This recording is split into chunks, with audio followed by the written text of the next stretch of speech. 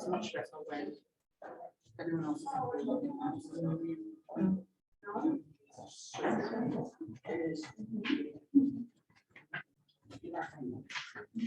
And I'm Emily. April is virtual.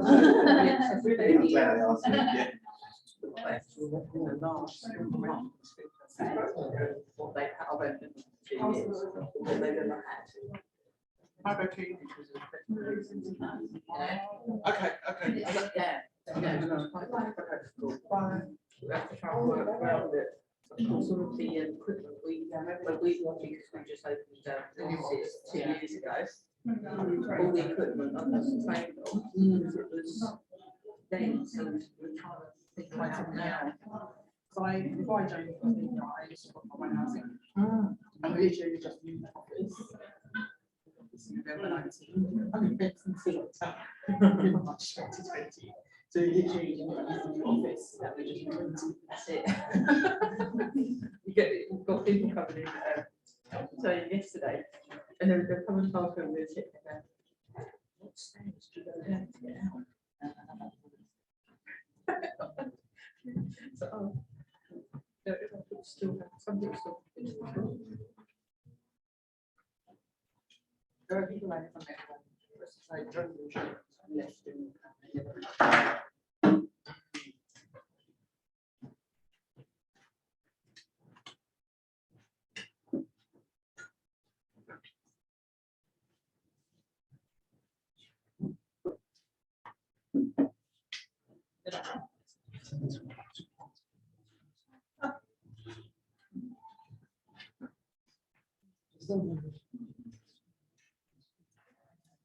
That's right. Yeah.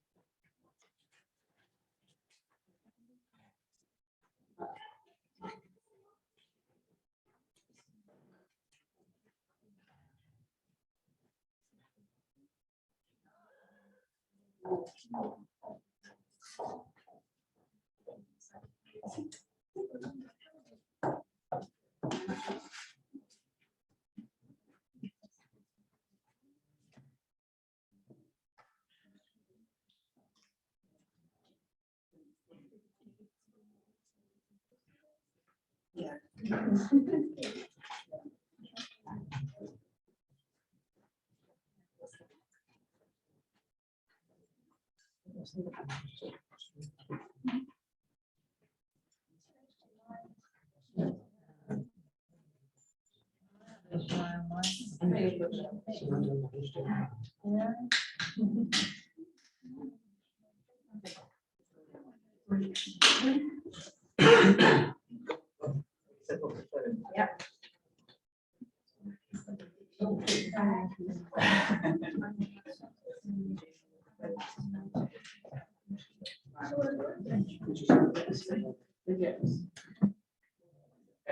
Yeah. So everyone, we've got 2 minutes. So if you want to get food, we're going to be starting in 2 minutes' time. Okay. It's full anyway. Where am I? Hello, everyone. To be in front of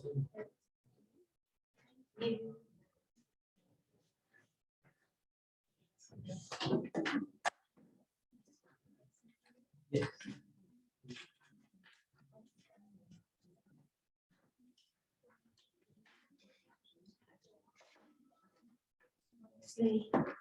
Yes.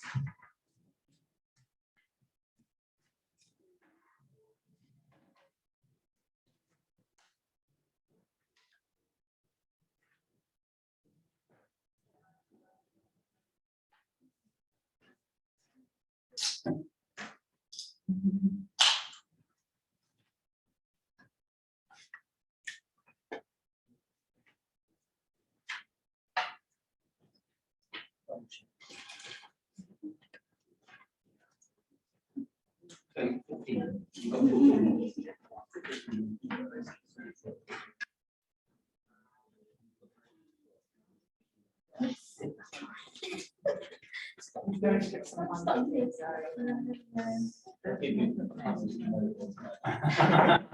Then I start correcting. Just something. So you see, I'll take the rest of it.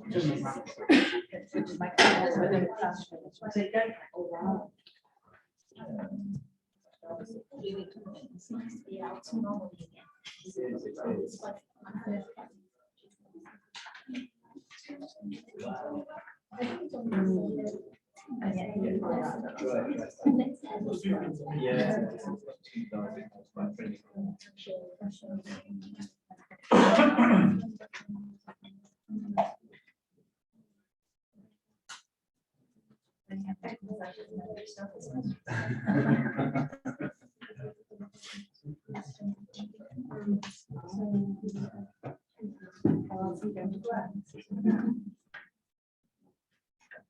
Right, are we ready to start? Yes. Welcome everyone to this Connects roundtable event. My name is Ninesh Mathia. I'm Chief Executive of Home Connections, and I'll be chairing the session today. So first of all, welcome to our speakers, who I'll introduce in a few minutes. Just wanted to go through a few rules before we start. So one of the rules is I'd like everyone who's joining via the video connection to put their screen on, and if they're too embarrassed to stay for the whole session on screen, at least put your screen on and give us a wave so we can see you and we can feel you as part of the session and meeting today. So thanks Abby and Stacey for putting your screens on. So hopefully I've shamed a few others. Thanks Karen, hi there. Anybody else? Temitope, Kathy, Jackie, hopefully you'll put your screens on soon. So let's just go through a few other rules first of all. Could everyone manage their addiction to mobile phones and turn their phones to silent and put the microphones on mute?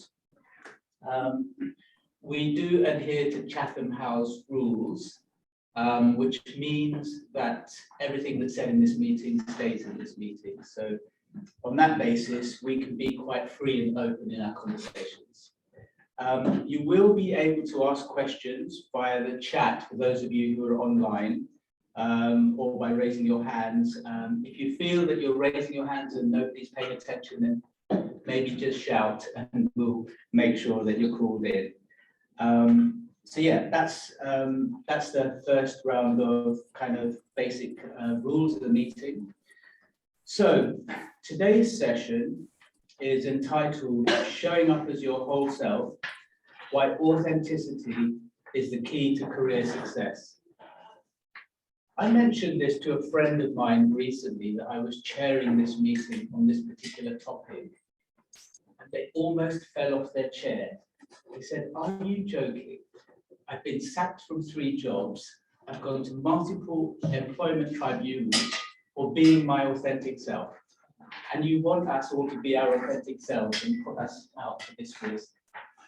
Well, I think our speakers today are going to explain why we should be our authentic selves, how to be our authentic selves, and the benefits of being our authentic selves based on their own personal experiences and anecdotes of how they have benefited from this approach. Just in terms of myself, I have found that authenticity can be a double-edged sword. Certainly since 2001, when I set up Home Connections as the founder, I found that actually authenticity is easier to express and display when you have a degree of power.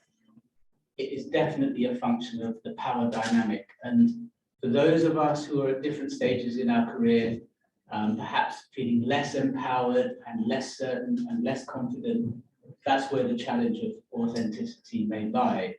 But that needn't be a barrier to expressing one's authenticity. I think another aspect of authenticity, relates really to what authenticity actually is. And it is exposing yourself and actually exposing some of your deepest vulnerabilities, because that's the honesty that comes with authenticity. And actually, if you are from a minority community who's experienced racism, sexism, etc., then why should you expose yourself to even more challenge by exposing your weaknesses and vulnerabilities? That's an interesting question that, again, I hope our speakers will be able to pick up in the course of their speeches. So I would like to first of all bring in to the discussion, just check my notes, Stacey, who's joining us from Germany. Stacey Krukel is Chief Marketing Officer of Capco, and she's been in marketing for a good 20 years or so. So she has a wealth of experience, and she manages a large team of marketing and communication professionals, covers the whole suite of marketing-related activities. As I said, Stacey is CMO for Capco, and she's based in Frankfurt, Germany. So at this point, if you're ready, Stacey, I'd like to invite you into the discussion. Great. Hello. Can everybody hear me? Yes, we Okay. can. Hi. Yes. Hi, everybody. Thank you so much for having me today. My name is Stacey Krukel. I am based in Frankfurt, Germany, but I think you can hear from my accent that I'm actually American. I have worked in banks and consulting firms, always with a financial services lens, for close to 25 years now. And I am the Chief Marketing Officer of a company called Capco. So I manage marketing communications for the entire firm. I have a team of about 40 people in 6 countries who work for me, and I've been here for about 5 years. So I really want to thank you all for having me, and I find this to be a really interesting topic. Certainly because one of the things that drew me to Capco is that we have this model that we use with all employees to be yourself at work.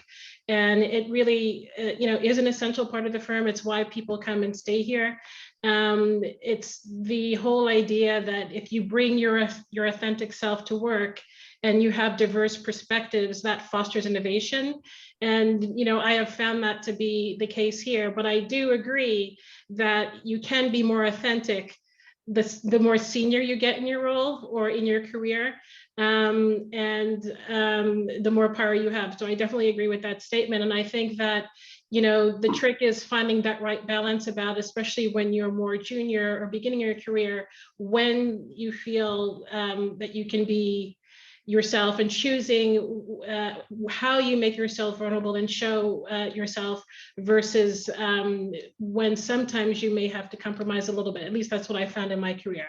So maybe I can start by talking a little bit about my career, and then some of the things that I have done as far as being authentic in my life. So I am American, as I said. I've lived in Europe for over 6 years, first in Switzerland, then in the UK for a while, and now in Germany. I have worked at a variety of banks, the Bank of New York, Chase, Lehman Brothers. I think you all know what happened to Lehman Brothers. I'm no longer there. And then at a bank in Switzerland.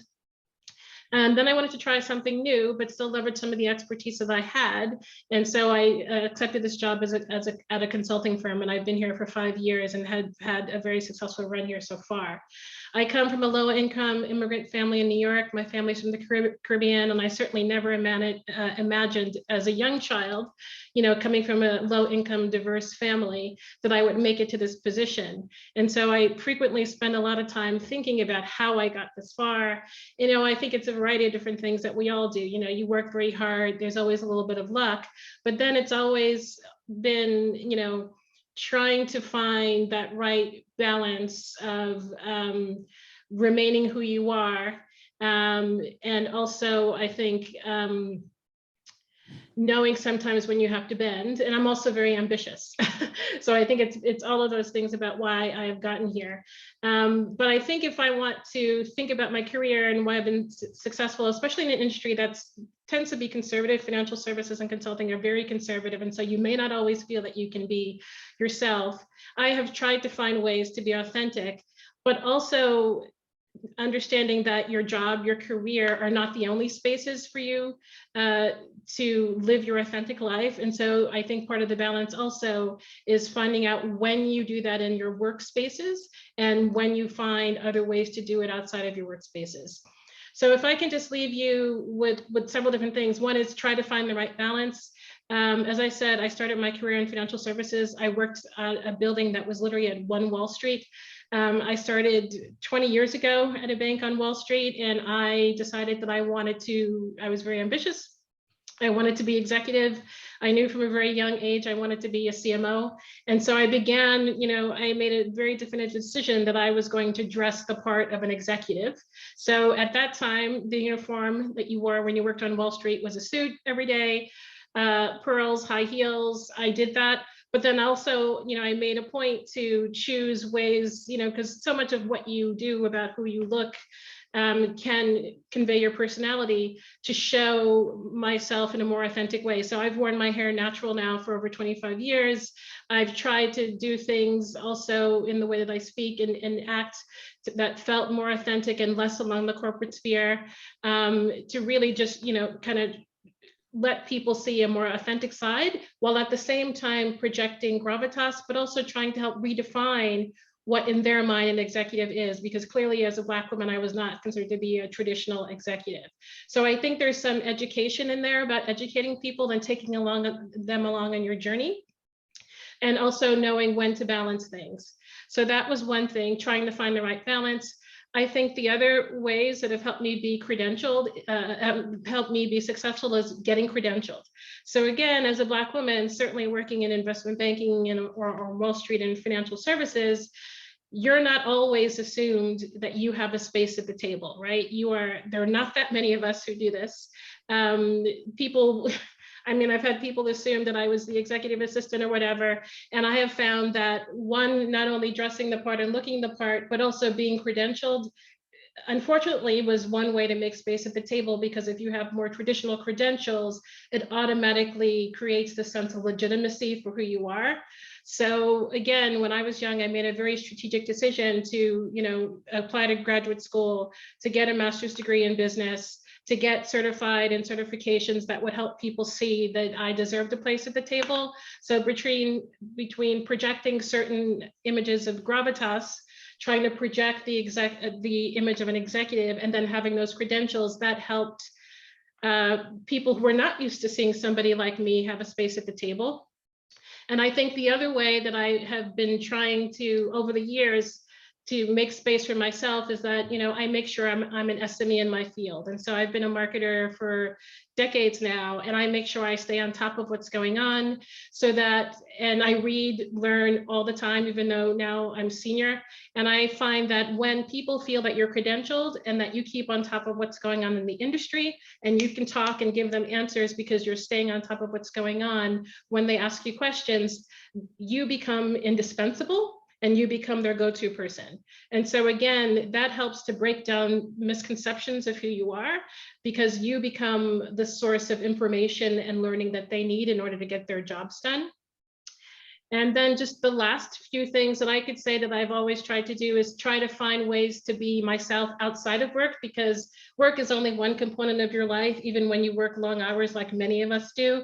I have always tried to find the balance inside and outside of work. So I've always participated in Black employee networks, because to me, those were safe spaces to, be more of an authentic self. But I've also always tried to do volunteer work, which is my passion, and sit on nonprofit boards. And so the balance between work and what I do outside of work to help me feel that I'm engaging my authentic passions has been really critical for me as well. And then I think just the last thing is that I've tried to find ways to break the stereotypes that people may have of us as Black women. So I think, again, the angry Black woman stereotype is so common.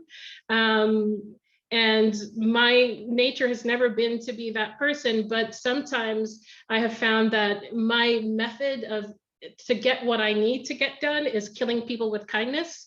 And that is trying to use different kinds of language to get people to see your point in a way that feels less what they would perceive to be assertive, but still makes your point. And that has been a trick that's worked for me, and I continue to use that. And then just the last piece for me is that I try to find diverse mentors so I can have a safe space to vent, who will give me guidance on when it's okay, when to really help me clarify my feelings, to give me the guidance to move on. But also, you always need to have that safe space just to vent with people who are like you and get guidance. So that is, just very, very quickly how I've tried to, find balance, but also try to be my authentic self. I'm happy to take any questions or comments. Thank you, Stacey. That's really interesting. I don't know if there's anyone who has any comments before I say a few words to warm the discussion up. Anyone online or anyone here? Questions or comments for Stacey?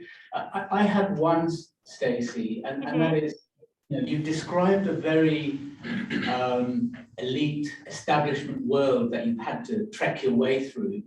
And in the course of progressing your career, have you had occasions where actually your authentic self has come into conflict with, the powers that be, and how you navigated and overcame those situations without giving any personal details? Yeah, certainly, of course. There have been times when I felt like, number one, people are not used to seeing a Black woman in a place of authority and won't want to take your guidance, especially as you get more and more senior.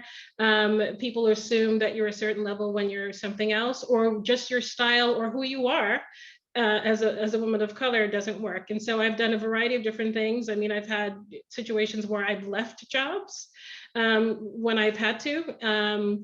But also, as you get more senior, as you indicated, you have power, right? So as you get more senior, number one, you can be even more authentic because you have this gravitas of authority. And also, to be frank, you can pull rank. So if there are people who don't want to do, I'm a partner at this firm. You can leverage that power to get what you need done just by title and rank, but when you get to be more senior. Yeah, that's great. So another thing that you mentioned really struck me was credentials, the importance of credentials, the importance of your sort of knowledge base and your expertise. And that's something that perhaps helps overcome imposter syndrome that many younger people may have. What are your thoughts on that? Yeah, absolutely. So I have an MBA from an Ivy League school in the States, and I was really, it's strange that I thought about that. It's so young, but at a very young age, I knew that I had to go try to aim as high as I could in my education, because that would make me seem to be more legitimate. And so literally I have gotten jobs at some of these firms, which are, as you said, very elite firms, because I went to Columbia Business School. And I've had people tell me that, I saw your CV and I saw you went to Columbia, I thought I would interview you. And then even in meetings, especially at some of the investment banks, my managers would feel the need to introduce me, therefore to legitimize me by saying, oh, this is Stacey, she went to Columbia. Because that automatically made every white guy in the room say, okay, she's the real deal. And unfortunately that happens. But the credential gives you power as well. So if you can do that, the certifications, the credentials, I think just open space for you to be, who you are and to achieve what you want to achieve. Fantastic. I think we have a question. We do have a question. Let me try to get Jackie. Hi, can you hear me? Yes. We can. Yeah, I was just going to, thanks for that, Stacey. I was just going to ask you the question. You talked about a lot in the workplace and stuff, and you talked about, hair and how you've worn your hair naturally. Did you actually also get any, whether it was family, friends, that whole barrier to being authentic? So, well, actually, you should do X because they might not want to employ you. Have you experienced that as well? Meaning having people in my family give me guidance? Yeah, or could be family, friends, but kind of outside the direct workplace, who maybe have a perception of how you should be in order to progress. So Yeah, so I think there's several things. One is that I come from a very poor family, and to be where I am, my family doesn't really still understand where I am. So my family didn't really, my parents, didn't even finish their high school educations. And so I didn't really have that in my family. But I think there are several things. One is that I did try to find mentors to help me, particularly, other women. There are not a lot of Black women in this space, but I did look for other women who would help. And then I had some men who were actually mentors, white men who were mentoring me as well. So I think it's not necessarily always the race or the gender of the mentor, but it's whether they are simpatico with you, right? Whether they really try to understand what you are feeling and try to help you get there. But mentors have definitely been super helpful. And then I also I watch people a lot, and I look at the leader and see how the leader got there. And then, try to make it mine to get there too. oh, thank you. Thank you, Jackie.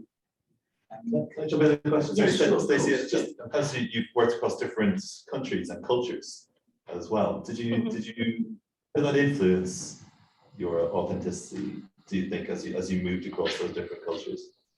Yeah, it's interesting. So I spent 2 years working in Switzerland, which did not get along with me or me with it. Then I moved to, and then I moved to London, and then I moved to Germany. So Switzerland didn't work for me, one, because it's not diverse, but Germany is not diverse either, but also because I really did not feel I could be my authentic self there. I mean, I got stared at constantly. I mean, people just were much more conservative than I was used to. And so I made a decision that I was going to leave my job and leave Switzerland and bring my family to London, because that wasn't working. So sometimes I have made choices where I felt like I needed to be more of who I was and have the space to do that, even moving my family to another country to do it.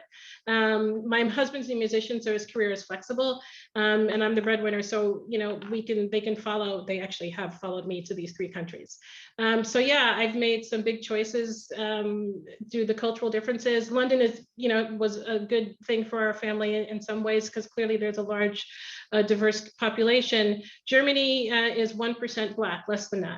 So there are not a lot of Black folks here. And also, it's not always a tolerant space for women in leadership. If you have kids, you don't work full time and you don't climb the ladder here. It's more conservative than people realize.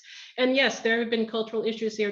We're not used to seeing a Black woman executive here for the first year I was in, and would challenge me in meetings and stuff. But, again, I am well credentialed, I'm well educated, I can go toe to toe with anybody intellectually, and I feel that. And so I don't back down. And after a while, they know, they get it.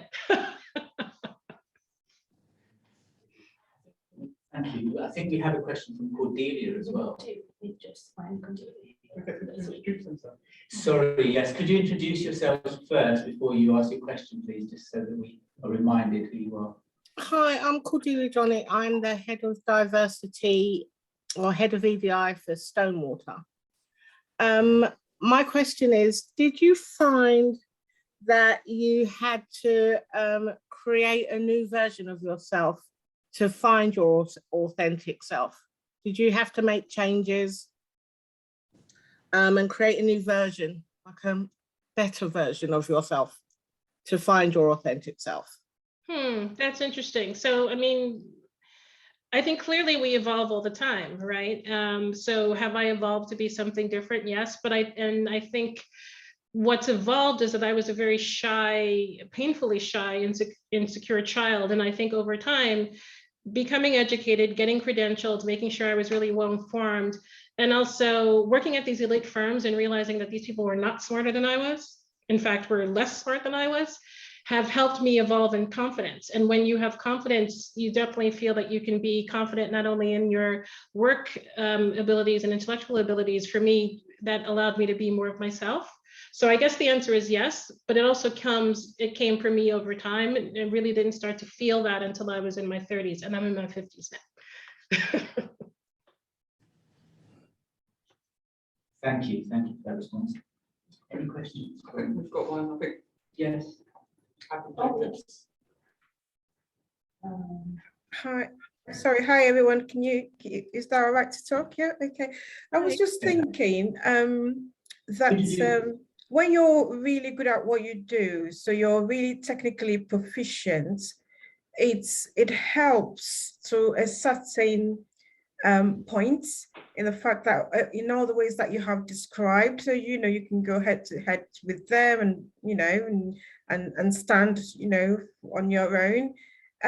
But here in England, and by the way, I'm Abby from L&Q. Here in England, the higher you go, I'm finding, or maybe it's just the sector that I work in, I have worked in housing, the higher you go, the less technical it almost seems you have to be, and the more people person then you then need to be. So how have you had a challenge, that challenge of transitioning from the technical, I know this, I'm the top of my game, to the people's side and learning to understand people, and it's more being influential and communicative, but in a more less technical way? What are your thoughts on that?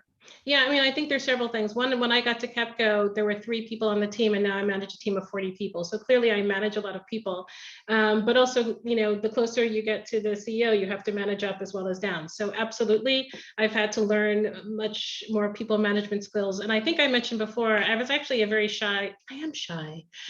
So you don't believe me because I'm here doing this panel, but I'm actually shy. So that just shows you how I've been forced really to adapt, to become a people person, to leave my my shell.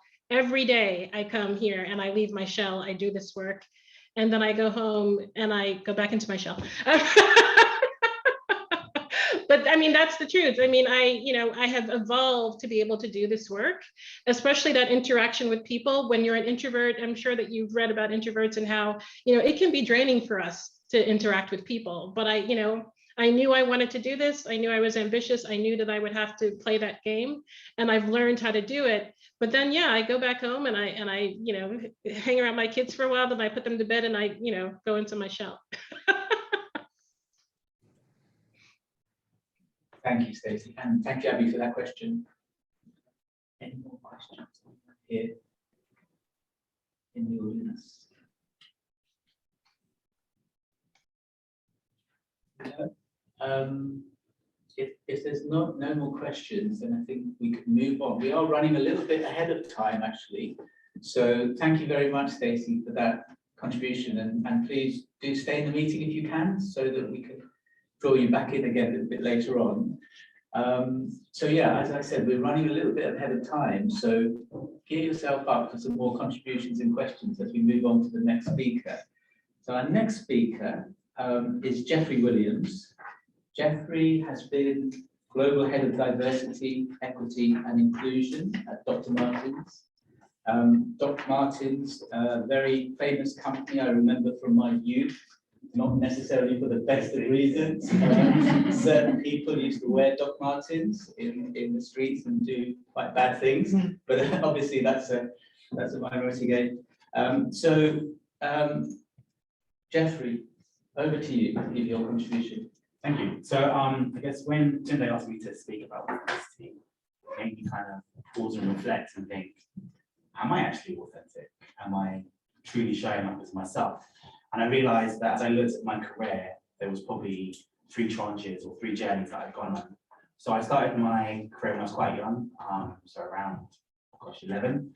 I was working as a singer, and basically that's what I wanted to do for my career. So I managed to get into what was the British Performing Arts School, which is famous for lots of different kids coming out at the moment. And I kind of was like, this is the path I'm going down. And being in that world, you had to be authentic, you had to show up every day and sell yourself, know that you had to be on time, and you had to get people to like you and understand that actually it's not what you know, it's who you know. And that's how the opportunities came about. And as I spent more time in that world, obviously I kind of got used to, I guess, showing up as Jeffrey, because that's what people were buying. So when I got the jobs I got, it was because I was, someone liked me, someone felt a connection with me, and that meant that I had to really be open and be myself. But it was weird, because I kind of, as I was thinking about it, talking about this today, I was thinking that was something that kind of came naturally to me at that moment. And I think because I've been doing the same thing for such a long time, it was kind of just organic. However, jumping forward, when I moved into a more corporate space, I joined an organization called Thomson Reuters in their talent and development function. And going into that organization, I kind of took a step back from some of the things I was doing that kind of made me authentic. I felt like I couldn't necessarily bring my whole self to that organization because it was quite an elite space. There were people that I worked with, had gone to Columbia Business School, and they seemed like they're quite intimidating. And I realized that for a moment, I kind of dimmed my light. And I think the moment that made me realize I needed to step out of that is I'm dyslexic. So I kind of was doing a piece of work and I spelled everything wrong and there was grammar and mistakes. And I handed it in to my boss at the time and they kind of gave me some feedback and said, look, this is just not good enough. I went and I had a conversation with my sister and I said to her, look, it wasn't that I wasn't capable of doing the work. I just kind of struggled because it was like a bit of pressure. And I try and avoid writing and I try and talk more than I write. And she was like, well, you need to say something to someone because you can't sit in this organization and have people think that you're stupid because you're not. So I went back in and had this amazing conversation with my boss at the time and said, look, I have dyslexia and this is the reason why sometimes I don't always spell things right. And she was like, well, you should have said that from the start. Let's get you some help. So once I had that conversation, I realized actually being authentic wasn't necessarily about me showing up and sharing every single facet of my identity and who I was, but sharing the bits that were useful to drive my career forward and to think about how I actually created those moments to, I guess, ingratiate myself with the teams that I worked with in to create the opportunities I needed. So then in doing that, I ended up obviously talking more publicly about my dyslexia within the organization and what that meant for me, but then also got the opportunity to get some support. And from there, my career kind of took a very different trajectory because suddenly I had the tools and the stuff that I needed to be able to do the work I was hired to do. And I started to navigate and do different opportunities. So I moved into a different part of the HR space and focusing more on talent development and really looking at how we develop people. And again, because I had a very unique experience coming from a creative background and coming into a very corporate organization and saying to everyone, but I kind of asked why a lot. So why are we doing it this way? Why can't we do it slightly different? And I guess I kind of sit in a space where I've always challenged the status quo. I was able to then create moments to kind of do things slightly different for other talent within the organization. Now, when I think about challenging people, it was more I just ask questions and probe and kind of really listen as well. So I think sometimes that's a level of authenticity about being able to listen and to hear people's viewpoints and then to give your viewpoint as well and have that kind of coming together where you're sharing ideas and then melting together and then building on ideation and opportunities. And that was, again, something that having sat there and reflected for a few weeks came quite naturally to me because of, again, being in the creative space and having to sell this idea of, hey, you want to give me some money to create this album, this is the opportunity. And then kind of fast forward a bit more again, I then ended up in the diversity, equity, and inclusion space. Now, as a job, it wasn't something that I was thinking of doing. I primarily wanted to stay in the talent and OD space and really kind of look at how organizations were building their talent, investing in their people, creating moments to really bring in different types of individuals also into key roles. And while doing that, I had a day where one of our lovely guys in our MBA program did something that I felt was really unfair and wasn't equitable, and as an organization, we shouldn't have been supporting his bad behavior. And I kind of called my boss out on his kind of actions of supporting this culture that was, I guess, demeaning to the people that were on the receiving end of it. And he kind of said, to be doing something, I'm really glad that you challenged me, and I think that you should do this work in diversity, equity, and inclusion. I kind of looked at him, and this was, gosh, about 12 years ago now, and I said to him, so I really don't want to be the black guy whining. Like, this is what I view this work as. And he said to me, do you know something? I really think you need to take a look at where the scope of this work actually sits. And thankfully, I kind of did listen to my own voice and when I did a bit of research and realized that doing a job focused on D&I done well was about the entire organization. It's about your strategy, your policies, how you put in positive action to make sure that everyone truly can bring their whole self to your organization. And then that's how my journey within Thomson Reuters started in the D&I space. And again, doing that, it was a moment of, as I started to do it, I kind of felt this push and pull between how do I show up in these conversations? Do I talk about my dyslexia? Do I talk about being a gay man? Do I talk about being a black man? Do I just actually kind of let everyone else have their voice.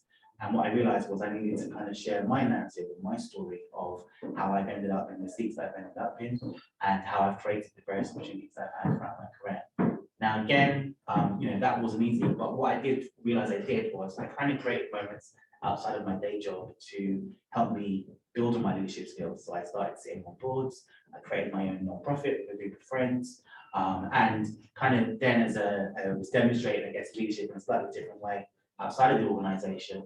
So and then kind of shared what I was doing inside the organization, so people kind of saw actually this guy is a leader and he is creating kind of opportunities for change outside of our business. Why don't we support him to grow within the organization? So then I moved on and landed at Dr. Martins and headed up their D&I department.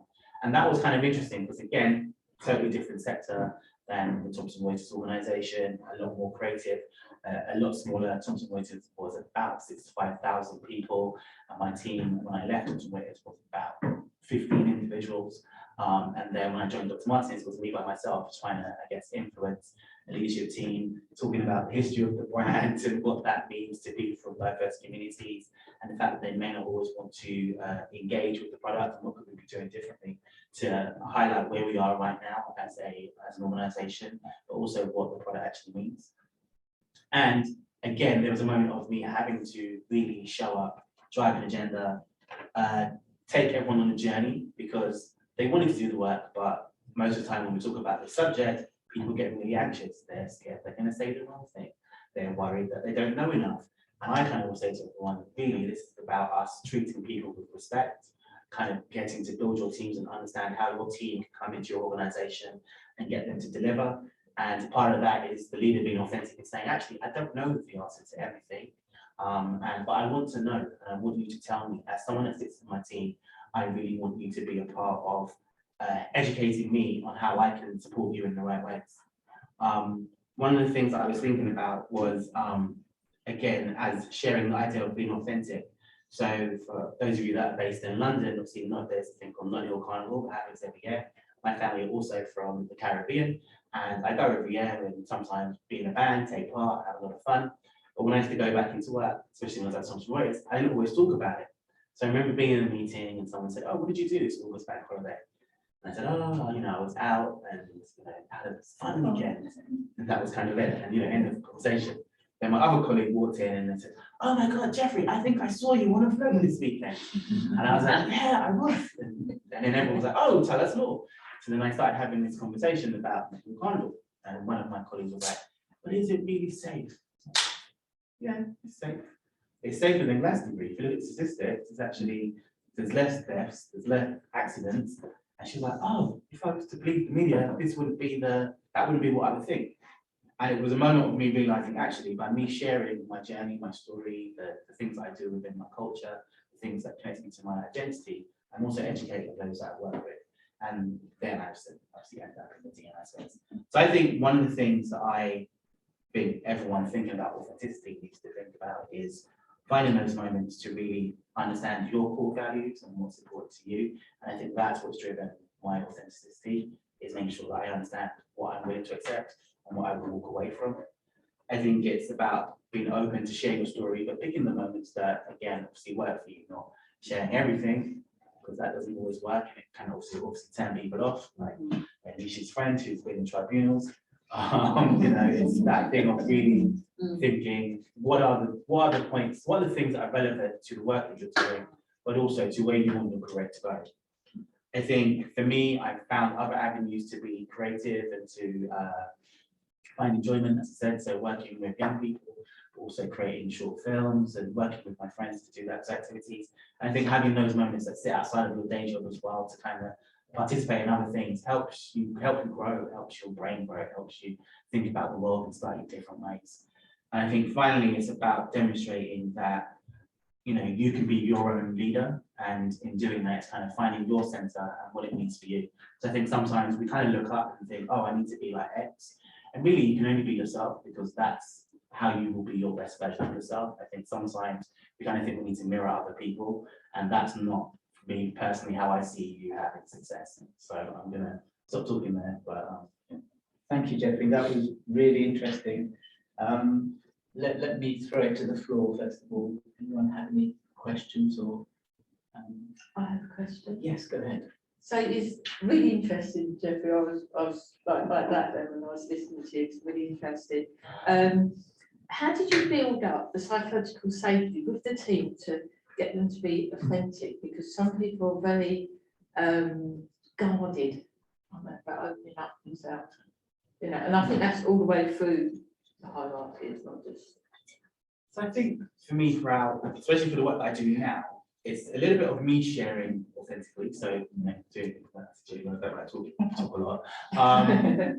Finding those moments for me to share parts of my story, but also kind of having those one-on-one conversations, and in those moments as well, really thinking about how I bring to life what I'm trying to create and the team that I'm trying to build, and why I would like everyone to feel like they can share, you know, it's not even about sharing really important, painful stories.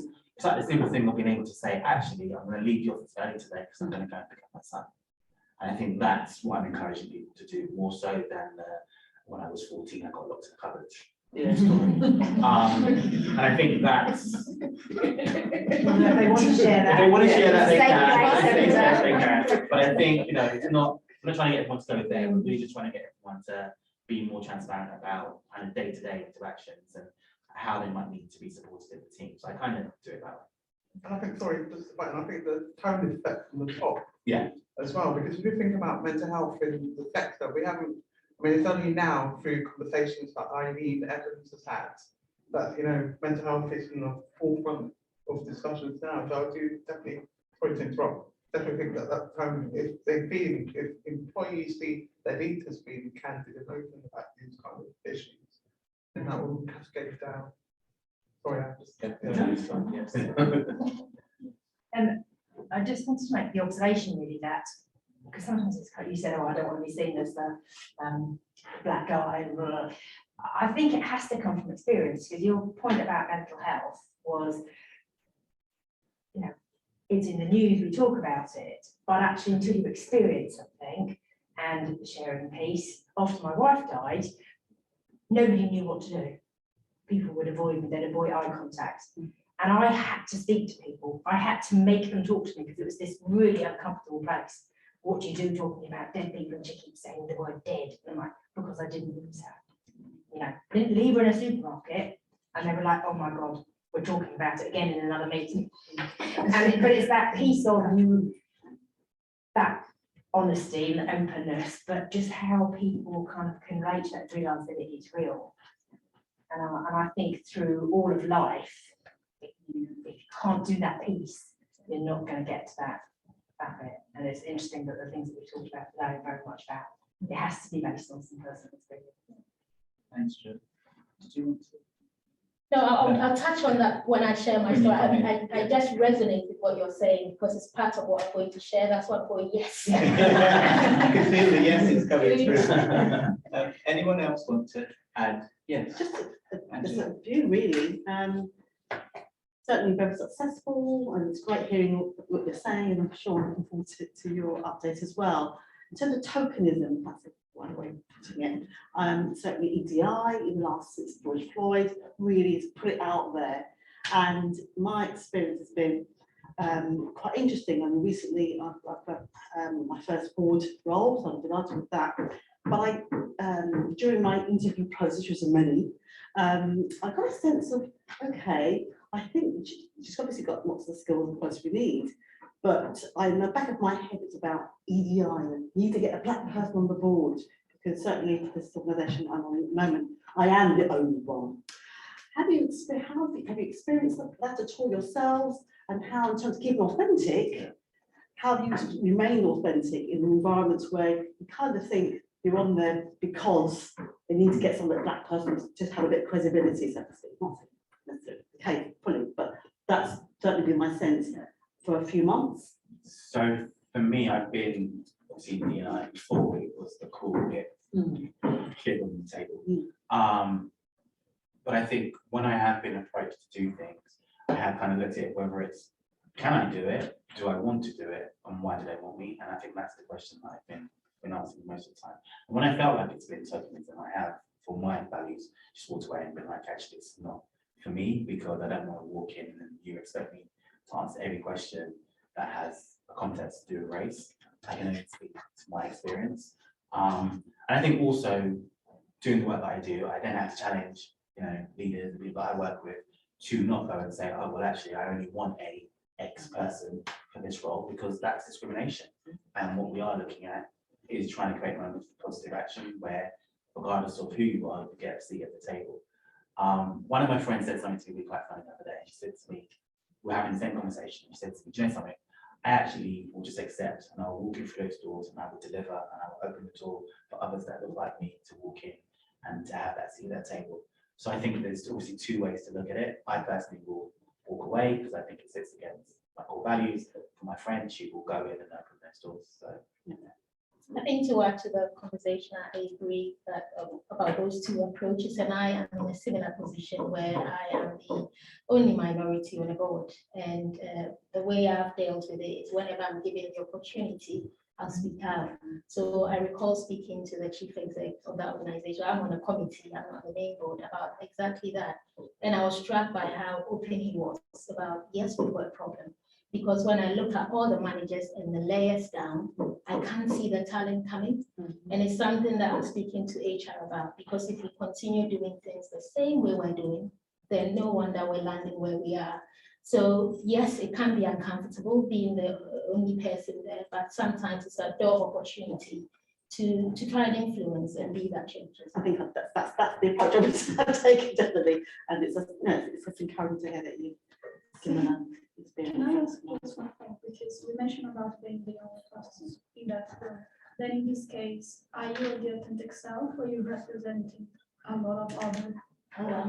So one bit of feedback, I'm sorry to interrupt, I've got from the virtual audience is that they're not hearing everything we say. So can everyone speak a bit louder, and just remind you to mention your name and organisation before you speak. Sorry. So Should I interrupted. So Livia, I'm from Home Connections, and I just wanted to ask, like in this case, in this scenario, when you feel like you're the only one, how can you be authentic when you feel like you're representing so many more people? What is your thoughts on this? Actually, yeah, I mean, everyone. for me, I think it's part of the discussion has been around when you're senior, it's easier. So I know it's easier for me to say now. It wasn't like that during my career journey, but I feel comfortable now to be myself, and I'm sure that that's because of my role. But I will also draw attention to issues where I feel uncomfortable. I think I'm at a position where I won't keep quiet anymore. But maybe that has come because of my journey. And of course, you need to be wise. You need to ensure that you're not, when you're in a junior role, there are many reasons why you're there. Sometimes you really need the income. So I'm not saying go and cause troubles that will put you in a difficult place. You've got to be wise about it, but you always have to believe in yourself and not let that situation change who you are, because it's only temporary. Yeah. And I think it's the point of that I said earlier on, it's the questions you ask in the moment. So if someone says something that makes you feel uncomfortable, it's kind of like, can you explain, give me a bit more context to what you just said? I don't get it. And let them go through the process, and hopefully as they go through that process, they might realize they've said something that is offensive or triggering or whatever the situation might be.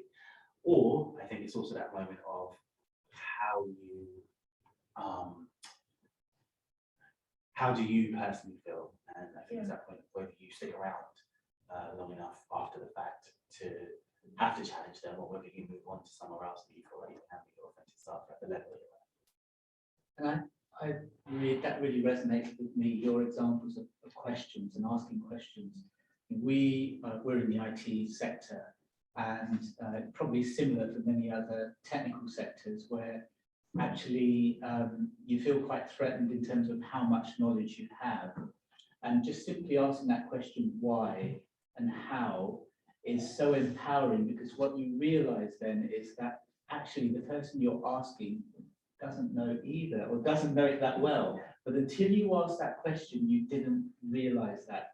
And by asking that question, you're giving something away, because you're saying, well, I don't really know myself. So you're giving up a lot of honesty for yourself, but actually it's very empowering because it breaks down the others and breaks down that gap as well. So I thought that was really a helpful analogy that you gave.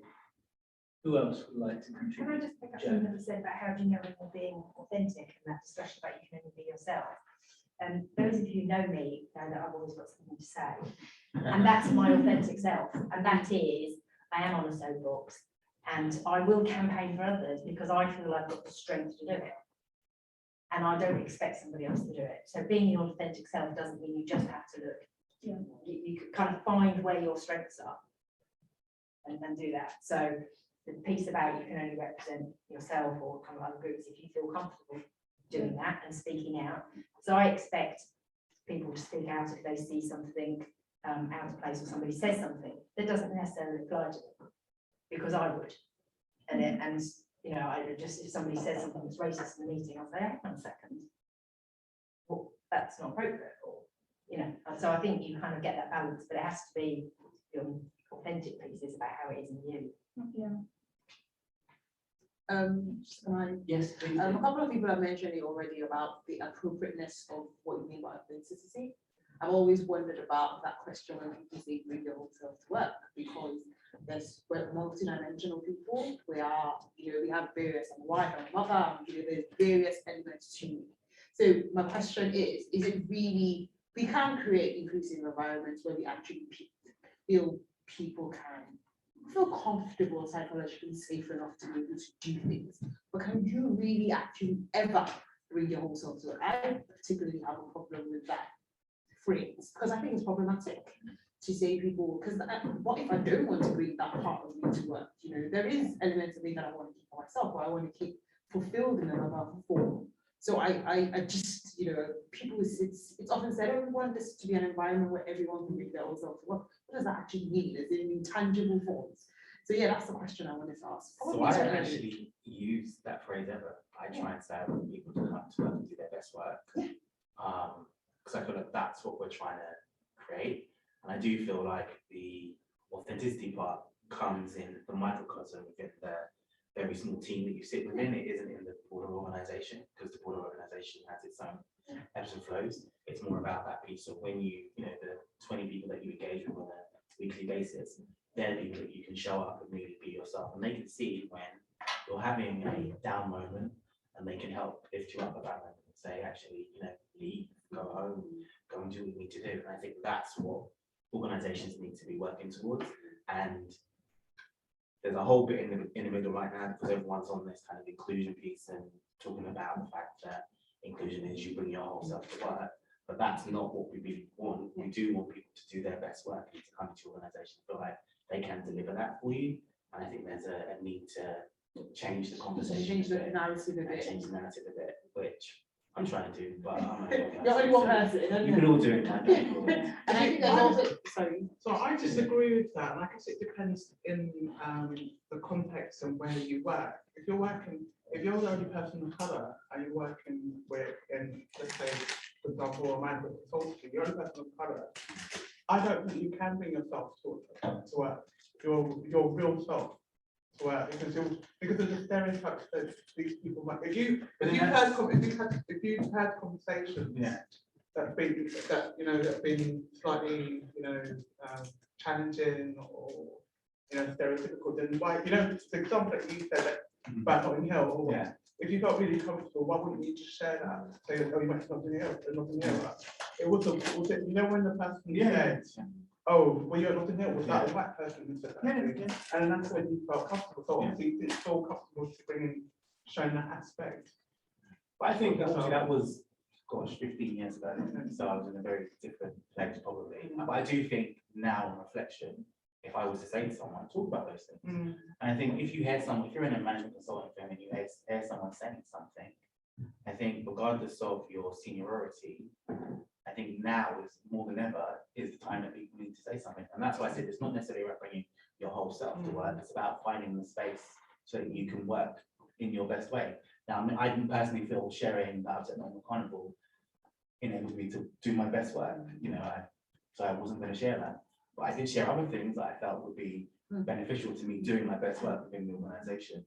And I think that's why I say it's about doing your best work and not necessarily about, you know, the bringing your whole self, because some people are assholes. Yeah. And you don't want them to bring. You don't want them to bring your whole self self to your organisation. You know, you want them to follow the policies that you put in place around respect and tolerance and acceptance. So they can't bring that part of their identity to the organisation. So there's always that disconnect sometimes when you're saying, bring your whole self to work. What if your whole self is like, as you said, what if the person is racist and really racist, then you're like, oh, bring your whole self to work. It just isn't like, it's just not possible for us to say, because we don't even bring myself at work, it's not always myself with my kids. So, you know, my kids think I'm really, really strict and sometimes, but that's not some, and then somebody else who knows me and my friends don't, I mean, like if I go out with my friends and go out for a meal and drinks with my friends, that's the different person from when I'm trying to get my son to do his homework because he'd rather play Roblox. So I think, you know, there are different contexts and different people that we bring into different situations, and work isn't really much different than that. So like you said, I think the best thing is what would enable me to, if, for instance, what you shared about having dyslexia, that's probably not going to allow you to be able to do your best work. And that's appropriate to share. Or the fact that, as I said, that when I had little kids and I had to really, I wouldn't do my best work if at 4 o'clock I'm really fidgeting because I have to do the nursery run. That's an important part that I need to share, but I don't probably need to share other elements of stuff. So I just think there needs to be a balance that needs to be struck around the whole authentic, bring everything to work. I think your question around someone hearing something racist is slightly different as well, but I don't know if that's about authenticity. Because I feel like, you know, when you hear those comments, it's about your comfortability in being able to challenge. And if you don't feel comfortable, you're not going to do it. But that doesn't mean that you're not being authentic. And I think that's where, as well, sometimes using that word of authenticity becomes a bit of a challenge. But yeah. I do think it goes back to a little bit about the culture of the organisation. So just a really good example. A few years ago, I was in a meeting talking about the organisation, but that's a big corporate, and they were really slow on the uptake on EDI. And new gentlemen come on board to help the organisation move that forward. And within my division, my boss at the time said something about, he presented the figures, BDI organisation, it was atrocious. And he sort of threw something into the ring saying, actually, as part of the team which has the largest headcount in the organisation, we really need to do something about it, something like 2%, you know, which should be 11% at the time. And my boss made a comment about, what's the exact words? Well, we can't have targets because that's not going to work. We just have to do our best. And I can remember in that meeting, that's about culture and having to help you to be authentic and being true to yourself as well. I said, well, actually, we live in London. Our division is very much London based. To accept that 2% is okay and not have a target is I find that really difficult. I'm not going to talk about the rest of the country geographically. I wouldn't expect 11% in Devon and Cornwall potentially because the demographic profile doesn't represent that. And it was really interesting. And I remember thinking, after I said what I had to say, how did I feel about it? I actually, in that situation, I actually felt very comfortable because the business was, I can tell they weren't comfortable about it. The business culture at the time was trying to encourage people to speak up well and to be fearless in that respect, obviously respecting people in the room. And after that meeting, when my boss said, God, I was really uncomfortable, I'm really glad you said that. When then we went away and worked on the strategy, it took 2.5 years, and I think we got to 15% within our division to ensure that the diversity significantly improved. And it's really interesting, and that lasted about 2-3 years. Then we had to change at the top, and that changed again. It kind of clamped down. People weren't encouraged to speak their minds within reason and to be authentic. I think it changed. So I think culture of business really shifts people's confidence to be able to be authentic, more or less authentic. And so I think that's something, you know, just to, well, from my experience anyway, to bear in mind. I don't know what your experience has been, but that's what I've experienced. Thanks, Angela. The discussion's warming up really nicely. There's lots of people coming in and contributing, lots of questions and debate. In terms of the agenda, I have to move on, but Joe, you can come back in the next session. Yes, I feel you have a question general, yeah. coming up. I'll write it down. I'd like to introduce Becky Tuka, who's Director of Development and Sales from Gateway Housing Association. Hey, so hello everyone, and thanks to Tunde for the opportunity to share with everyone today. It's been a rich discussion, lots from our panel and the audience here, and I hope that the little I have to add, helps towards our learning and our sharing here. I'll begin by paying tribute to one of two of my favorite writers, because most of what I'm going to say is their work. I've just reflected on it to see how it aligns with me. So I don't want to take the credit for that. And Stacey, you might know these two writers because they're all Americans. So Carla Harris, who is, Carla, famous Wall Street banker who wrote a book called Expect to Win, and Simon Sinek, who is the best TED talker. His videos have been watched the most, and he's written two books, one of them called Start With Why, how leaders inspire others, and also leaders lead last. So most of what I'll be talking will be around reflecting on the question the debate that we're having today, how that reflects on my life, and what I can share with you from there. The 5 things that I'll touch on. One, my personal story. Hopefully there'll be some learning there. Why you are your own competitive advantage, which is a terminology from Carla Harris. I'll talk about values. Our panel have mentioned that today. Your purpose, and also just reflect on the Black Lives Matter a little bit at the end. So let's start with my personal journey then. So I started my career as a graduate project development officer. You probably can pick up from my accent, I'm Ghanaian. So studied in Ghana until I finished university. Came here to do a master's, and the rest is history. So that's my background. But I started one of my first jobs with a housing association as a graduate project officer, as I said. And when you put the development, construction, and sales team together, I think there were something like 70 plus of us. And we worked in Essex, and Essex wasn't a diverse place in 2009, and I worked in Billericay. So if you know Billericay, not diverse at all. And I recall on 2 occasions being on Billericay High Street and also on somewhere in the center of Basildon and being met by 2 Black ladies who were coming for job interviews, and they sort of put in there, how do you cope? And I thought, what do you mean? How do you cope? Because it hadn't even occurred to me at that point. But I think unbeknown to me, my past, my history had prepared me for that.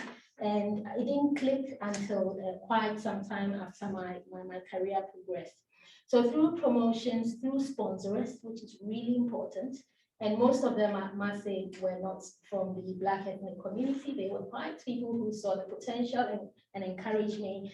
One of my first directors, Dave Poulter, always said to me, Becky, I see you doing this. We're all fighting it, just get on with it.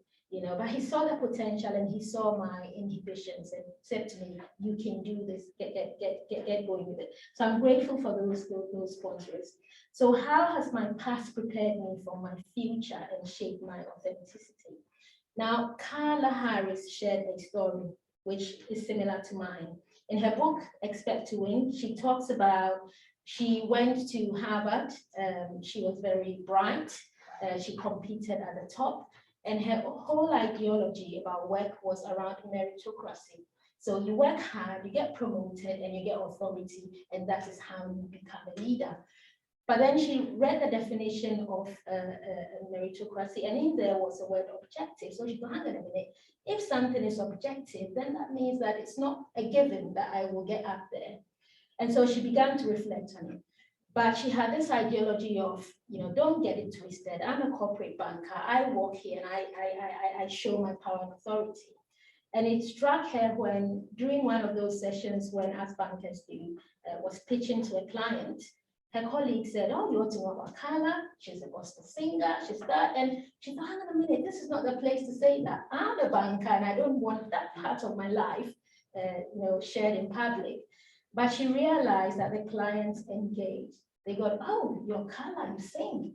And before these speeches will start, she will have a conversation about a conversation. She will break the ice because people began to understand who she was, not what she did. So she embraced that part of her. And similar to Carla's story, I have a background. I grew up in Ghana, as you know, and was brought up, how should I put it, not to have a voice. I was very resilient in my, the way I interacted with people because, you know, my dad was, it's an inside house and it's out there. That's how, I know, that's how public it is. So my dad was a military general who was who had retired, but there was a coup d'etat in the country and all the generals at the time, working or not working, 2 heads of states were murdered and he was one of them. So for 30 years, I had been taught not to have a voice, to be quiet. When you mention your surname in Ghana, people sort of wonder, oh, is she that person's relative or daughter? So I grew up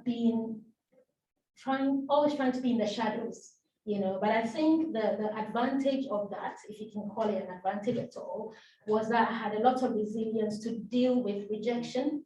I could, and it's not a good thing, don't get me wrong, but I could live with in an environment where people might think, oh my God, I cannot cope, which is Basildon and Essex, and not even think about it. I can talk about it now. I'm not that way anymore, but it's a part of me that I had to embrace. And it wasn't until Network Homes, one day, one of my employers said to me, Becky, we want to do a piece around a lady in development. Would you want to be covered? I said, yes. So the story came out as a result of that piece. And I was struck by the number of people in the organization who came to me to say, your story resonates with me, you know, and I began to realize that I didn't have to bottle my past anymore because that part of me spoke to somebody, you know, that story resonated with somebody, same as Carla. So I embrace myself now. And you said something that really struck a chord. One of my colleagues, Jackie Ferron, is on there, and Jackie will know that writing is my phobia because I do believe I'm dyslexic, except that I haven't done the test. But because as I grew up, I embraced my authentic self, I will say to my colleagues on EMT, I don't write. And so we'll have a facilitation like this, and one of my colleagues then said, don't worry, Becky, I'll write for you. And I was comfortable doing that. Because my perception was if I was in a wheelchair and I couldn't come up the stairs, you will quickly say, where is the lift? I can't write. Why is that a problem? It's a disability. I accept it, but it doesn't define who I am. So that was a good example.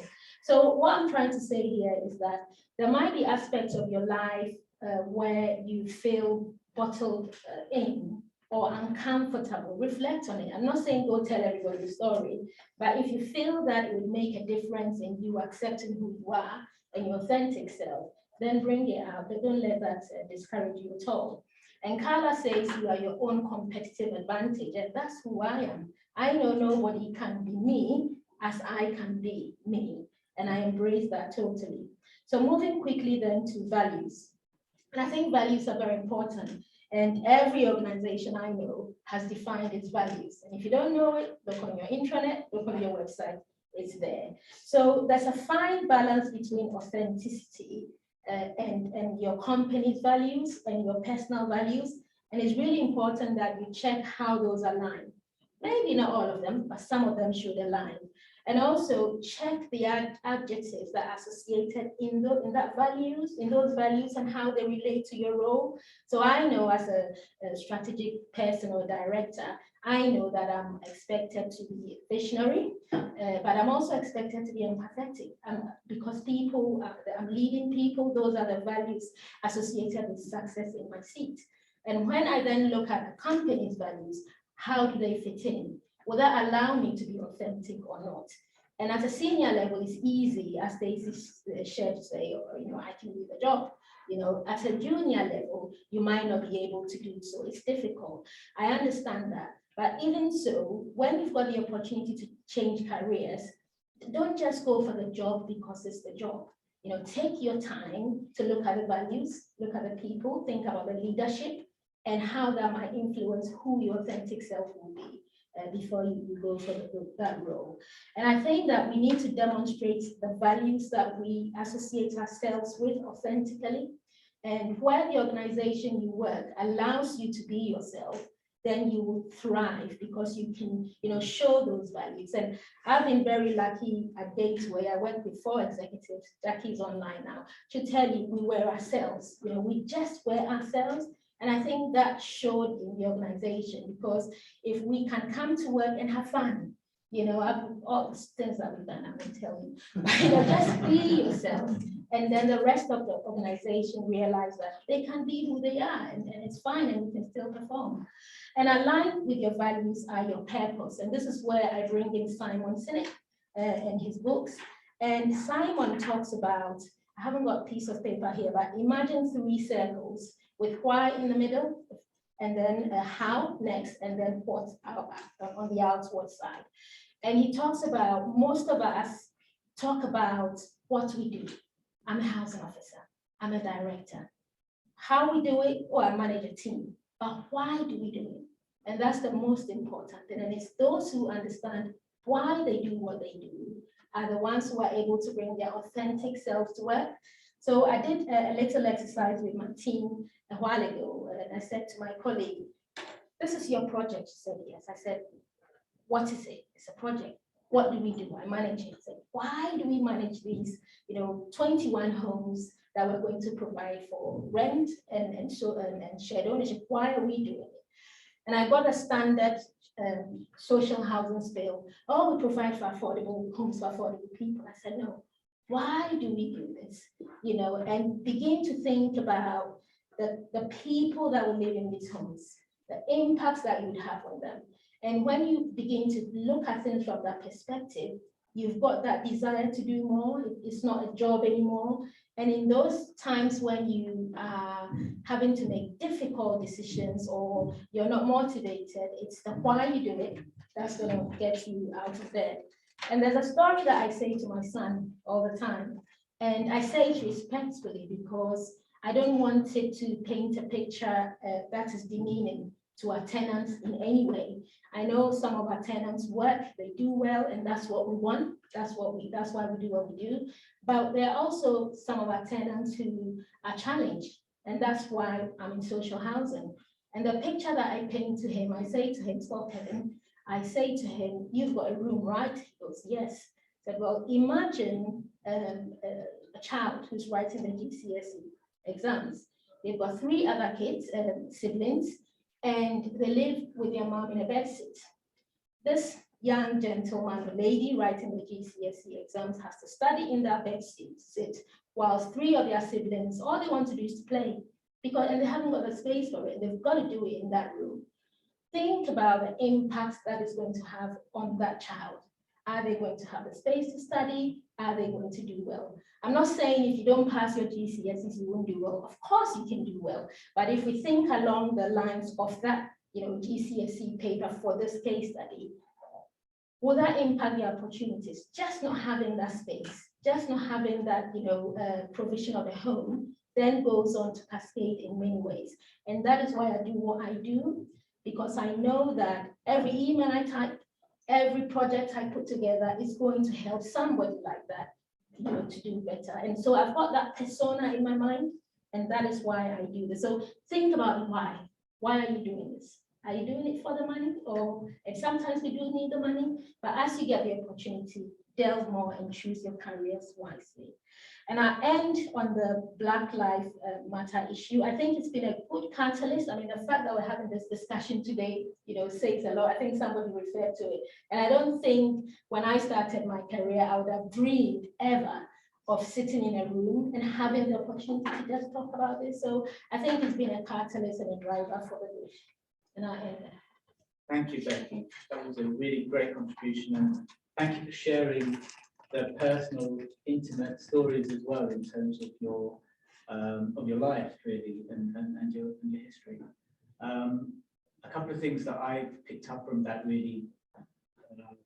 One of them was learning to deal with rejection, something that you emphasized from the past. And actually, if you think about it, authenticity and trying to be authentic bears that risk of rejection, and how we handle it, how we deal with that, and bottling your past, bottling in your past, and how to unbottle things at the appropriate time. So thank you very much for all of that.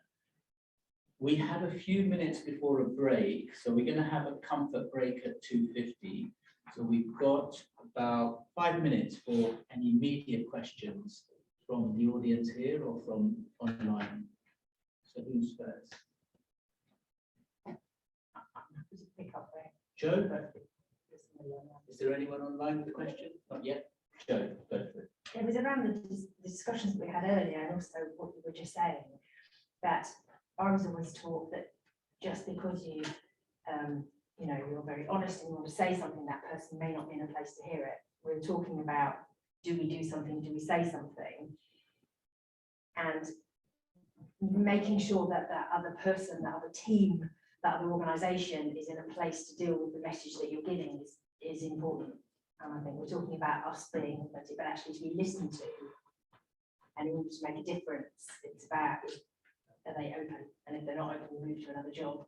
But if they are open, sometimes you have to have those really difficult conversations, but it's at the time and place. I have challenges at work because I have people saying, well, that's just who I am. I say it as I see it. I'm like, absolutely, I've got no problem with that, but only when they're ready to hear it. They're like, what do you mean? I'm like, feel free to say it, but at the moment they're having a really bad day, so you need to save it till tomorrow. And it's just that piece, I think, really authentic bit in the organisations. Thanks, Joe. Anyone else, or who would like to come in next? Can I just say something really quickly? Yes, please do. Yeah, and I do miss you, Becky. It's great to see you.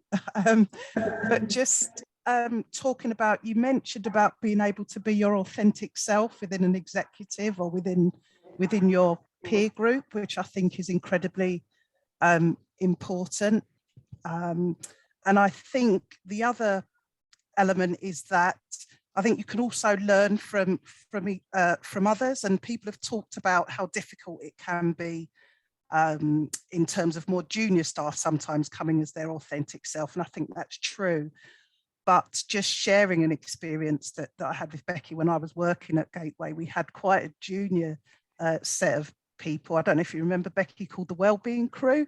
So 3 very junior members of staff who actually were quite inspiring because they did turn up as their authentic self. And what they actually did was come and check on us as an executive team. And that was linked to the leadership and the culture of the organisation. So I think sometimes we could also look at others, possibly not necessarily a peer, but certainly others, of how they're coming as their authentic self, and actually saying, what can I learn from that, or how can I embrace that and allow that to enable me to be more authentic. So just kind of hearing what Becky had said and sharing some of her journey, that was, I think that's something that we need to embrace as well. It's the authenticity can come in all levels, in all ways, and it's good to kind of keep that open mind and learn from that. Thanks, Jackie. And I think I have another question. Yes. Yes. Emily? Is it Tenny? It is. Please go ahead. I think she has unmuted us. She has. You're on mute at the moment. Try again. Can you hear me now? Brilliant. Thank you for a really interesting discussion. It's been really good to sit in on. My question is in regards to some of the comments that we made already. What practical steps can you take to becoming your authentic self? I know it's been mentioned opportunities outside work like volunteering and sitting on boards, but are there any other, I don't know, suggested training or people building skills or anything else that people would recommend that will build confidence in bringing your authentic self to work? Thanks, Tenny. Okay, I can contribute to that. So people might say this sounds geeky, but this is me. I like to read, Timmy. I think I mentioned earlier on that I first came to the UK after uni. You know, I didn't grow up here. I had to quickly catch up with the culture. My family doesn't work here. I don't know who to turn to say, how do you do this? But because of that, I tend to read a lot. And I learn a lot from people in those stories, and I do follow leaders, and I also have mentors. I think Stacey mentioned it earlier. So I have different people that I will go to discuss certain things because I know that they're the best to help me through that. So that's another way to, you know, I've spoken to leaders who will tell me, oh, I feel uncomfortable doing this, or I'm like, really, but you are in this position, is that possible? So you begin to understand that some of the challenges we have are just human nature. We can overcome it when, you know, we discuss it and we realize that we're in it all together. So you're not different, if that makes sense. So reading will be one of my recommendations, and mentoring and speaking to people openly about your challenges. Thanks, Becky. So I think we've got another question, but what I'm thinking is it's 10 to 3. Let's hold that question for after the break. We'll have a 10-minute break now. Everyone can get themselves refreshed. And then who's the question from? From Cordelia. From Cordelia. So Cordelia, we'll start with your question in 10 minutes time after we have a break.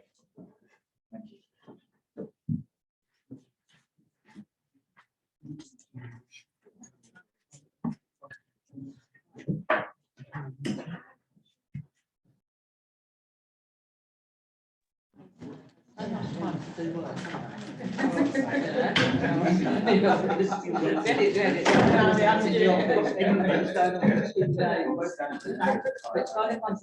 Unless someone mentions it, you know, someone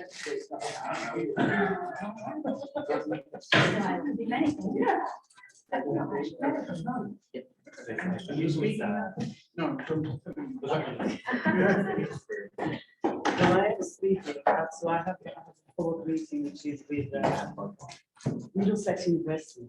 They want me to speak to the students and tell them what I do as a profession. So that's why I have to. So are we ready to start? Yes. Okay, welcome back, everyone. Yes. Yes, definitely, yeah. So welcome back, everyone, to the Connects Leadership Network Forum meeting. Cordelia, you had a question. Why don't we start with you? Yeah, it was more of a comment based on Becky's presentation. I really connected with that because, like Becky and one of your other speakers, I'm also dyslexic. And one of your, in the earlier discussion, one of the panel mentioned that they thought it was important for leaders to be able to demonstrate authenticity and being authentic. And I think that's really important because when you're really junior, it isn't always easy to be your authentic self. And early on in my career, I had an experience where I was doing a presentation to the organization I was working for, their executive team. And partway through my presentation on my PowerPoint, I had misspelt a word, a really common and simple word. And one of the executive directors not only pulled me up for the spelling, but went as far as to humiliate me and comment on the fact that my spelling was so poor. And they didn't go anywhere close to demonstrating the importance of allowing somebody to be different or to be their authentic self. So as you can imagine, I left that organization pretty swiftly. But what it did teach me is that I was always going to share that part of me with whichever organization I went to after that. I was always going to be open about being dyslexic and about the tools that I needed to put in place to be able to be my best self at work and the things that I was not prepared to do. So I don't scribe, I don't write I will prepare a presentation, but in advance, if I'm going to use PowerPoint, I get somebody to check it. But I think it's really important that we encourage our leaders to understand the importance of allowing people to be authentic if they want to, and allowing them not to feel or not to be made to feel small if they are authentic or if they bring something that is different. Because if the leadership doesn't bring that to the party, then nobody else will, and everybody will hold back. And I think that's really important. And I think we need to find ways of encouraging our leaders to lead from in front rather than behind. Totally agree with that, Cordelia. Yeah, the sort of the leadership of the organisation, the culture of the organisation can really inhibit you and restrict you and disempower you through examples such as you've given. Jeffrey, you had some ideas on taking the discussion forward in this section. Do you want to? Well, yeah, it was more just I can't remember the lady who asked a question before we went on the break of what they could do, and I was thinking one of the things that I was thinking about as Becky was talking was also maybe taking part in something like the toast makers, which is kind of enabling you to think about how you do public speaking. So I guess as you become a leader, that's something that you have to do more of. I was saying to Joe earlier on that I don't actually like public speaking, but I do a lot of it because that's my job. So it's kind of how do you find that moment to practice it and also do it in a safe space so you get to learn how you ebb and flow your conversation. So just a suggestion I had.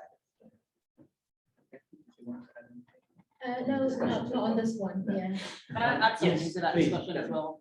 Following on from what you just said as well, the world has opened up a bit more to various opportunities that weren't there before. So sometimes you don't necessarily get opportunities to platforms. You can form those platforms yourself. And I think Jackie mentioned earlier about setting up something with your friends. There are so many skills that you can learn from things that you do outside of work that actually then exhibit your leadership skills. So if you find that there's a particular thing you're interested in and you don't find anything that does it, you set it up yourself. I'm a big believer in if you're looking for something that doesn't exist, you be the person who brings the table. So if there's anything you particularly find that you're interested in, you think about it and then you start it. You know, there's so many things that you can do, and the world is so much more smaller now. You can use everyone's building platforms, although there are issues with that, but if you can use whatever platform you have, your LinkedIn page, your Instagram page, so many ways that you can begin to build that confidence. For instance,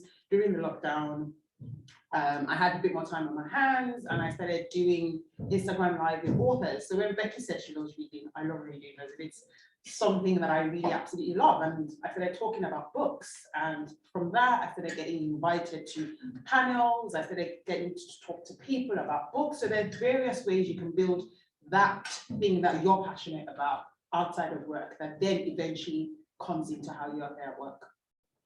Thanks, Danny. I'm going to ask two people if they want to speak who haven't spoken yet. Erica, do you want to say anything before you leave early? Well, first I want to thank Tunde for inviting me here. This is an interesting panel. So I've been in the construction industry for nearly 20 years. And prior to that, apologies, Erica Karras, we Walker Construction Consultants.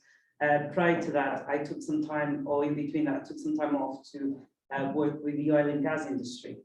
So both industries, they weren't expecting a woman, let alone a Black woman. And what I've learned throughout the many years in the industry is that sometimes you're the first one, people get used to it. If you're good at what you do, you've got the right credentials, you got hired for a reason.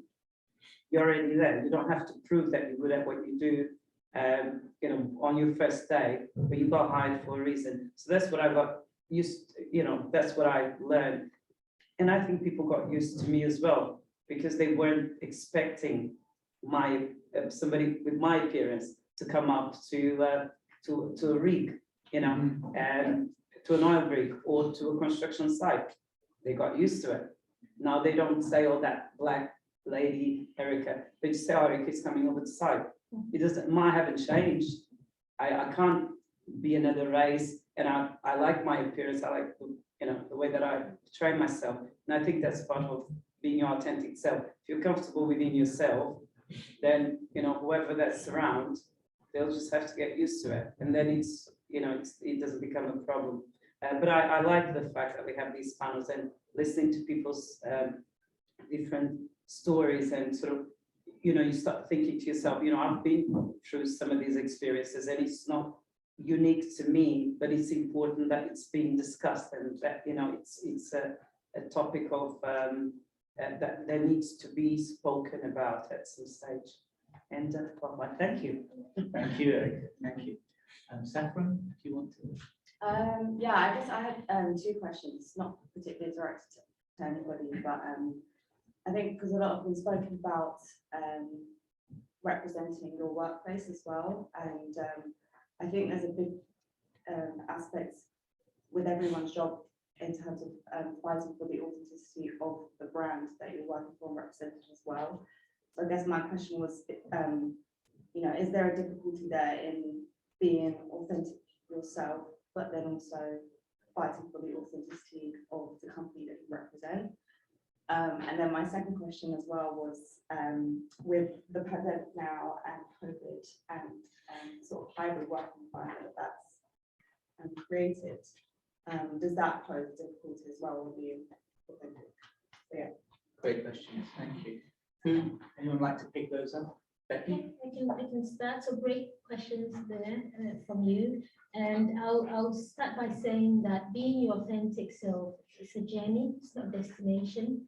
Your life experiences will shape you as you go along, and you become better and better at being very comfortable.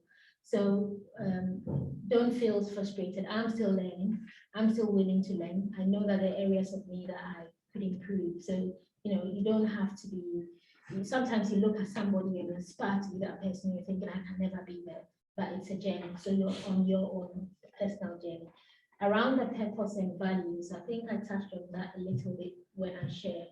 So you might be in a company right now where, because you've been reflecting on things, you're thinking, oh, my values and the values of the organization doesn't quite align, and, you know, it's difficult for me. I think if you find yourself in that situation, if it's possible, then you need to start looking at the future.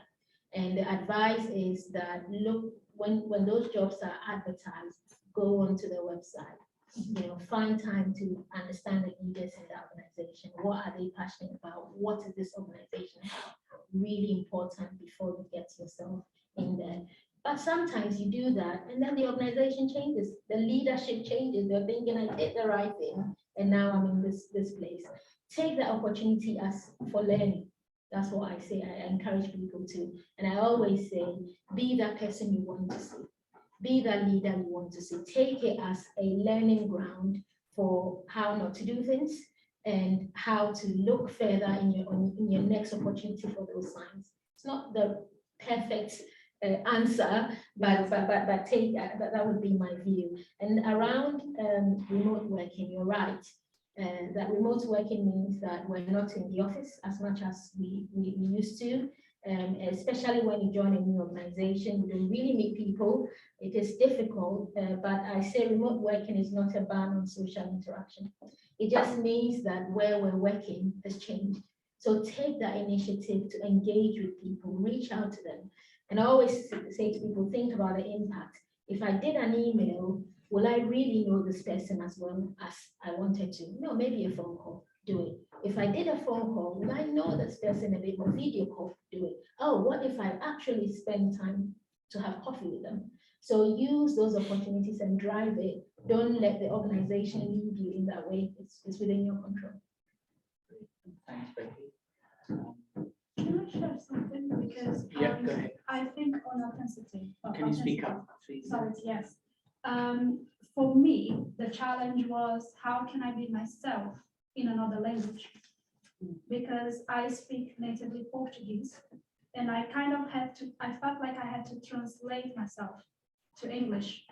And as well, even my knowledge, you know, because I was not very familiar, especially when I really started as an assistant in Home Connections.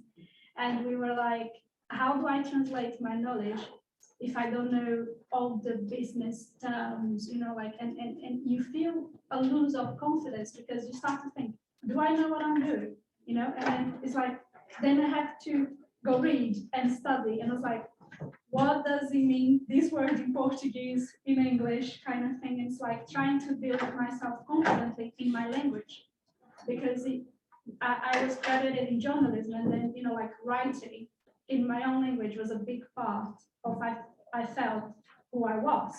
And then when I kind of lost that, you know, like not that I lost the ability to write in Portuguese, but I couldn't exercise it as often as I was, and then I had to translate.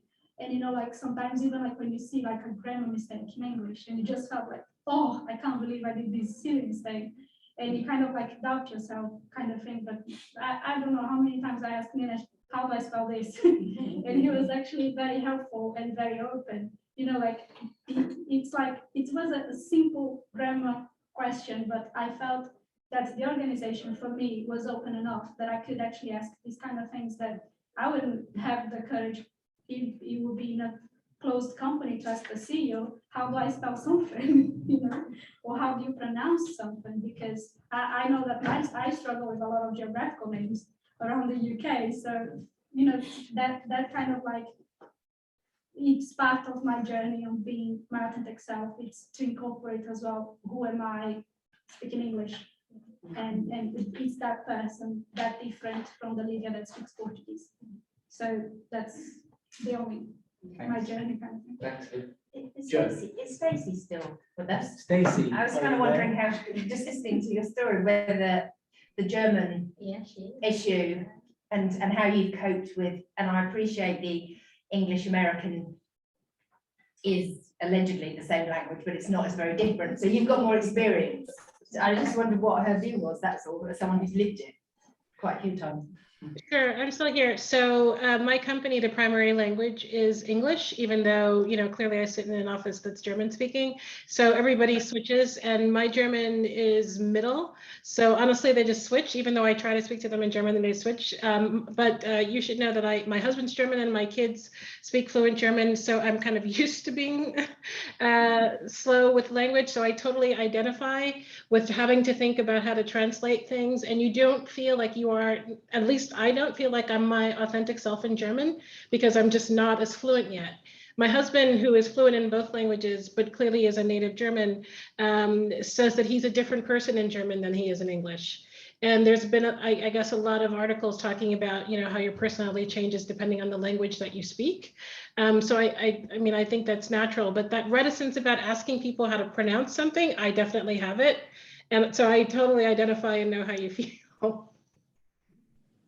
Thanks. It's not just the language that you speak, it's the community you're speaking it with as well. You know, I would change when I speak to my Irish colleagues versus other colleagues. One thing I just want to pick up on the pandemic impact. So I think there has been a massive positive side to in terms of the comfort that people have to share what they want to share, or just be a little bit more open about their circumstances. You know, talk about families and having to deal with drop-offs and all those sorts of things. So I think in a weird way, it's really helped on that side to bring your real self. And obviously the remote working is, you know, has its challenges to really connect with people. But in the flip side, in my organization, I work for 4C and we're a consultancy, but I'm always challenging the word oversharing almost as a group. You know, so, everything kind of opens up and there's lots of forums that we can have, you know, conversations on. But we're always going to go, is that really appropriate to share that? It's probably a little bit much for everybody because we like to be very flat and everyone is communicated with collectively.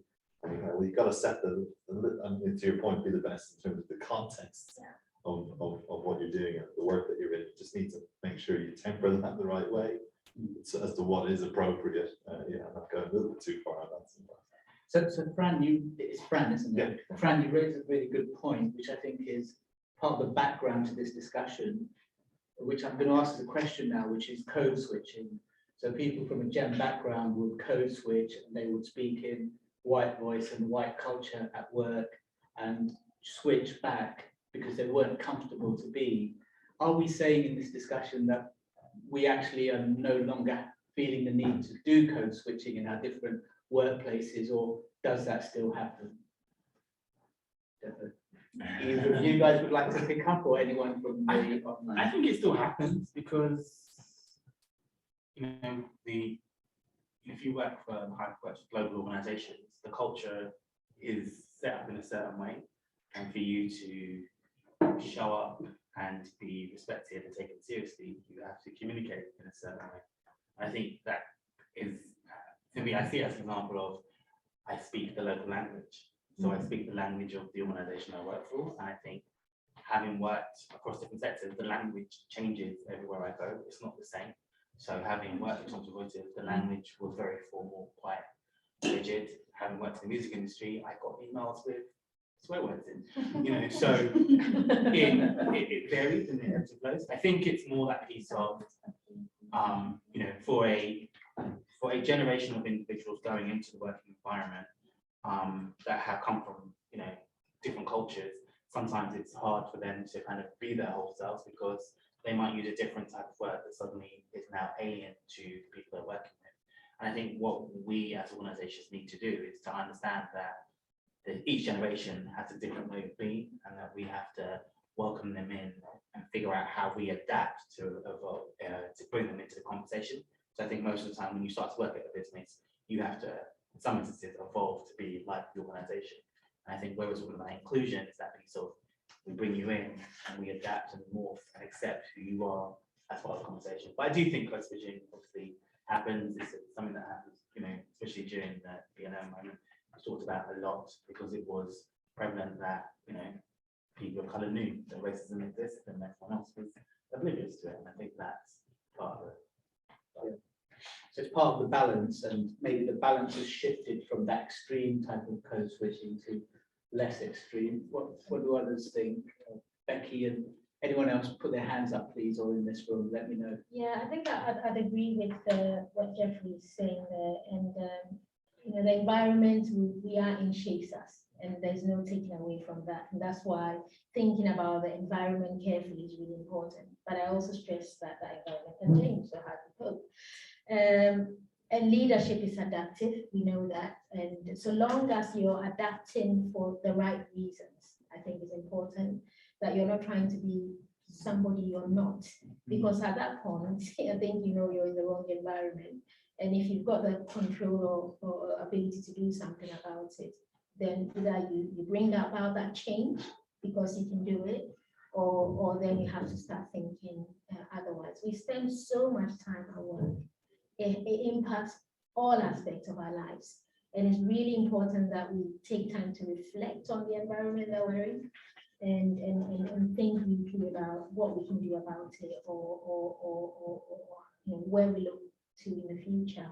If I can just touch on your question earlier. So I said earlier, I came to the UK after uni. I mean, in my first meeting, it was like jargon, even though I could speak English. I mean, I didn't understand anything they were saying.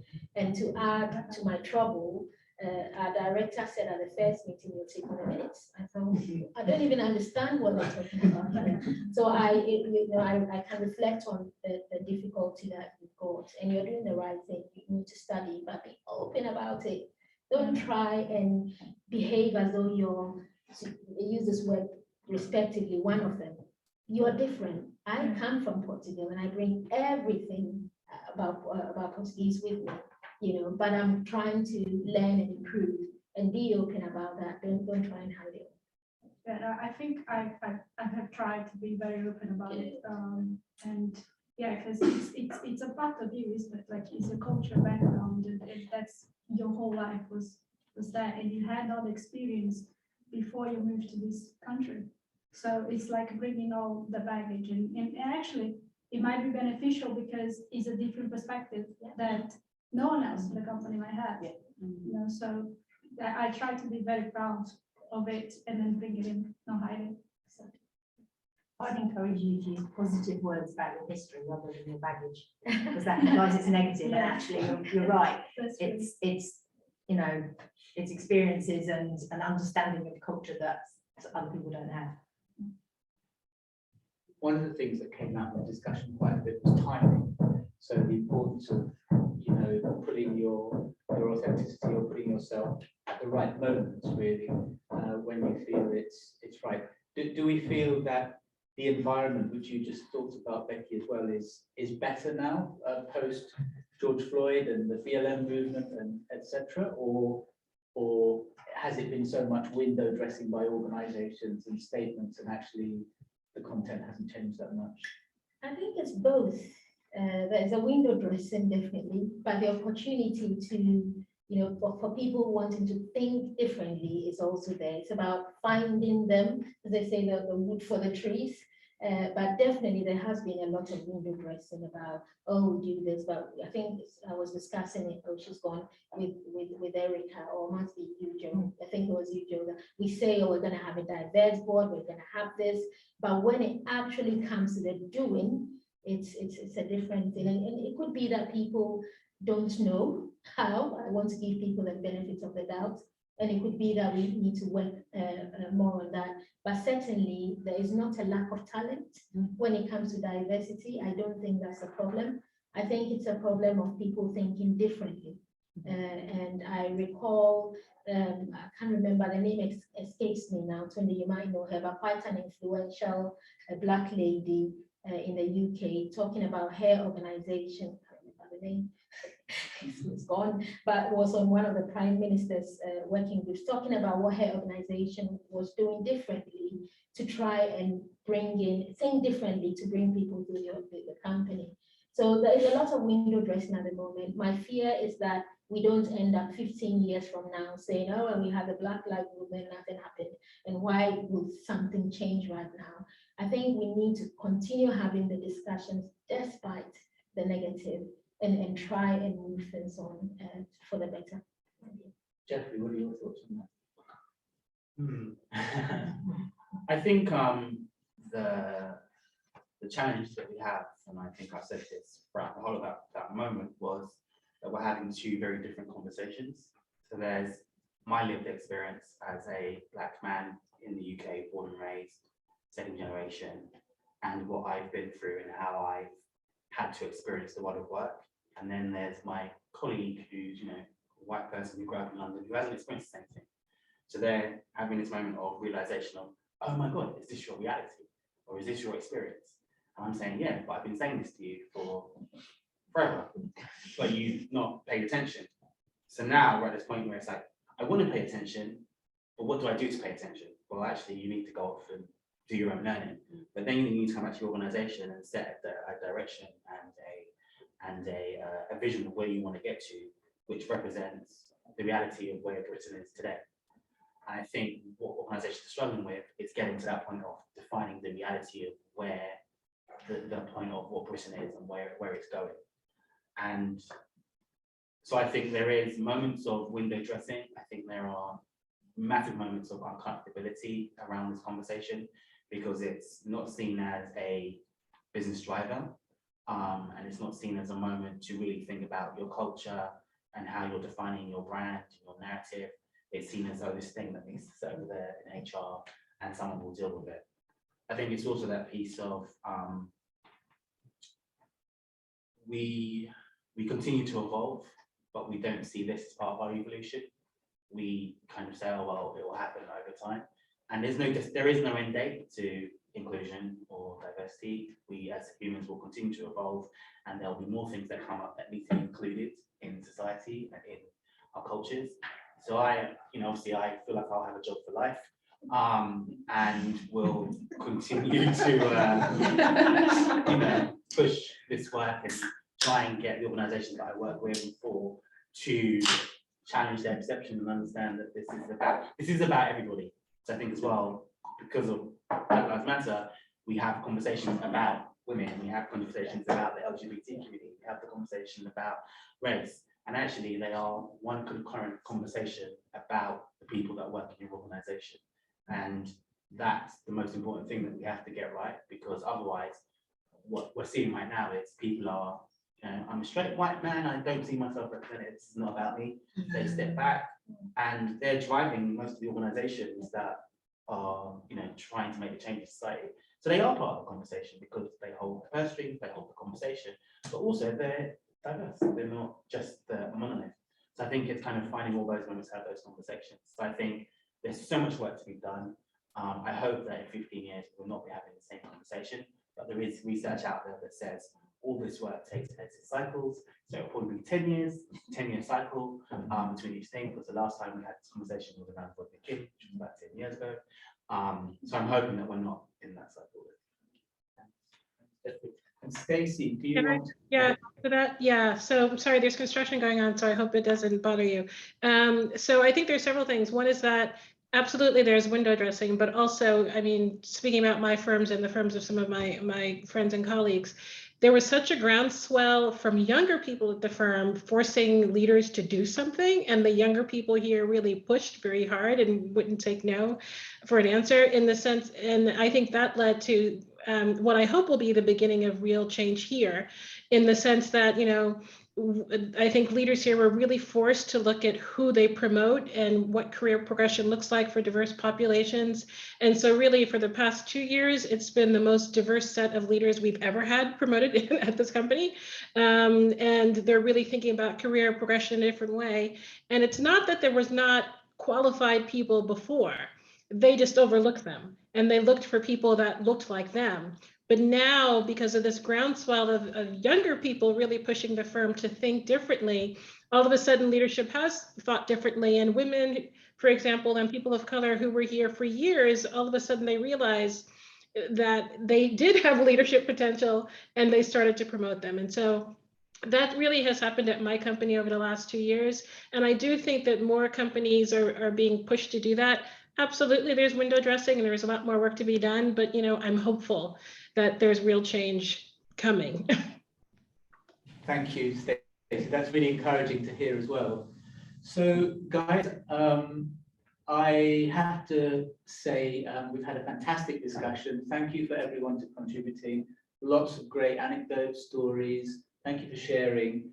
I won't summarize because we're out of time, and I think we've had quite a good summary already. Just want to say to all the guys online, next meeting, try and turn up in person because you're missing out. We're now going to go to a higher level. Are we? We're going to go below. Tunde normally organizes us for us to go up to a bar up on overlooking the Thames or something. So that's what you're missing out on. So hopefully we'll see you all in person at the next roundtable meeting. And thank you everyone for attending. And thank you actually your chairing as well. Thank you everyone. Thank you.